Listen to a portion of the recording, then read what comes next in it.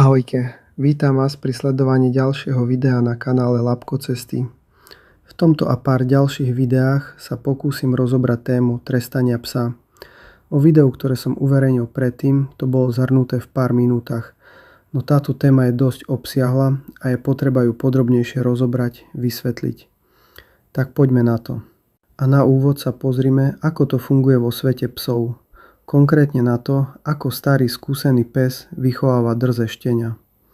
Tam neexistuje žiadne uvidíme o týždeň. Tam funguje čistá, chirurgicky presná prítomnosť.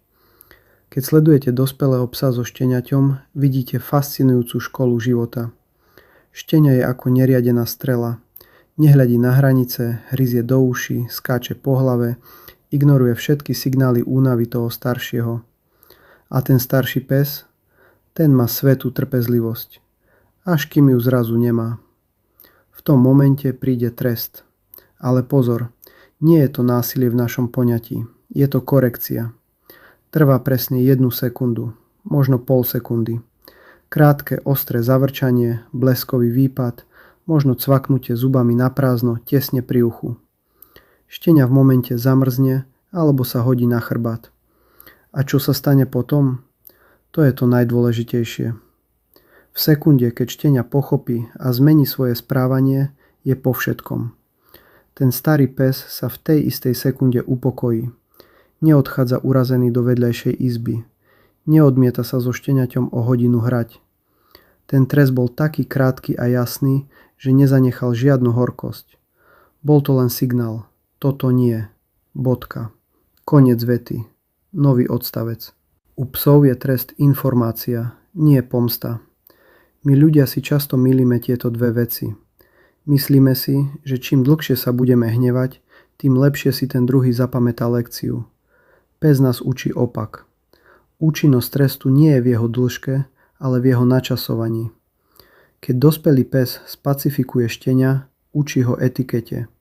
Učí ho, že sloboda jedného končí tam, kde začína trpezlivosť druhého.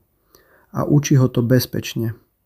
Všimnite si, že hoci to vyzerá dramaticky, veľa hluku, vycerené zuby, šteniaťu sa takmer nikdy nič nestane.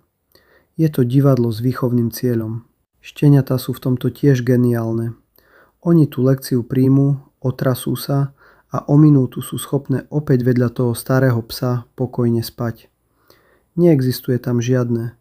Pamätáš, ako si na mňa pred obedom vybehol? Stále ma to mrzí. Povedzme si, ako to implementovať na štenia, ktoré máme doma. Keď si prinesieš domov štenia, tvoja rodina sa v podstate stáva jeho novou svorkou. Problém je, že ľudia majú tendenciu reagovať buď príliš emocionálne, väčšinou hnev, alebo príliš nekonzistentne, tak, že raz dovolím, raz nie. Ak chceš implementovať túto psiu logiku do výchovy v rodine, drž sa týchto 5 pravidiel, ktoré kopírujú správanie dospelého psa. Prvé pravidlo sekundy. Timing je všetko. Pes trestá v momente, keď sa chyba deje. Ak nájdeš rozhryzenú papuču po 2 hodinách, akýkoľvek trest je zbytočný. Štenia si nespojí tvoj krik s aktivitou spred obeda. Koriguj len to, čo vidíš v priamom prenose.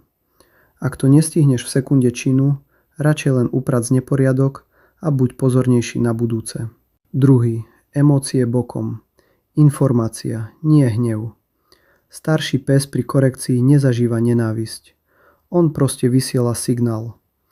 My ľudia máme tendenciu na psa kričať, byť urazený alebo smutný. Pes nerozumie tvojmu sklamaniu. Rozumie len tvojej energii. Tvoj trest napríklad rázne fuj alebo nesmieš musí byť krátky, hlboký a suchý. Bez zbytočného kriku a mávania rukami. Ako náhle štenia prestane robiť zakázanú vec, tvoj negatívny tón musí okamžite zmiznúť. Tretí. Okamžitý reset. Nulová zášť. Toto je najťažšia časť pre ľudí. Pes po výchovnom momente neostáva nahnevaný. Ak štenia pohryzlo gauč, ty si ho rázne usmernil a ono prestalo, v tej sekunde je čistý stôl. Neignoruj ho zvyšok večera. Ak o minútu príde a sadne si k tebe, pohľadkaj ho. Ukazuješ mu tým, keď si dobrý, všetko je v poriadku. Štvrtá. Telesná reč namiesto prednášok. Psi nehovoria, oni používajú priestor a postoj. Ak ťa štenia otravuje pri stole alebo skáče, nemusíš nič hovoriť. Stačí sa k nemu postaviť čelom, narovnať sa a vytlačiť ho svojim telom z jeho priestoru. Akonáhle odstúpi a upokojí sa, uvoľni sa aj ty. To je preňho jasnejšia správa než 5-minútové vysvetľovanie, že sa to nerobí. 5. Jednota v svorke. V psej svorke sú pravidlá dané. Ak starší pes povie sem nejdeš, platí to. V ľudskej rodine sa často stáva, že otec zakáže a deti alebo mama tajne dovolia. To štenia totálne metie a vedie to k stresu. Celá rodina musí mať rovnaký slovník a rovnaké hranice. Ak sa nesmie na gauč, nesmie sa tam nikdy. Ani keď je štenia smutné, ani keď je vonku búrka. Skúste sa naučiť jedno spoločné gesto alebo zvuk, napríklad krátke cst, ktoré nahradí dlhé vykrikovanie mena psa. Používajte ho ako ten krátky psí hryz, len na vytrhnutie psa z neželanej aktivity. A hneď potom mu ponúknite alternatívu, napríklad hračku, za ktorú ho môžete pochváliť. Týmto prístupom naučíte štenia, že vaša rodina je čitateľná, bezpečná a spravodlivá. Presne takto totiž vníma pes od svojej matky. Ďakujem, že ste video dopozerali až do konca. Ak sa vám video páčilo, budem rád za každý like, odber a zdieľanie. Ahojte pri sledovaní ďalšieho videa.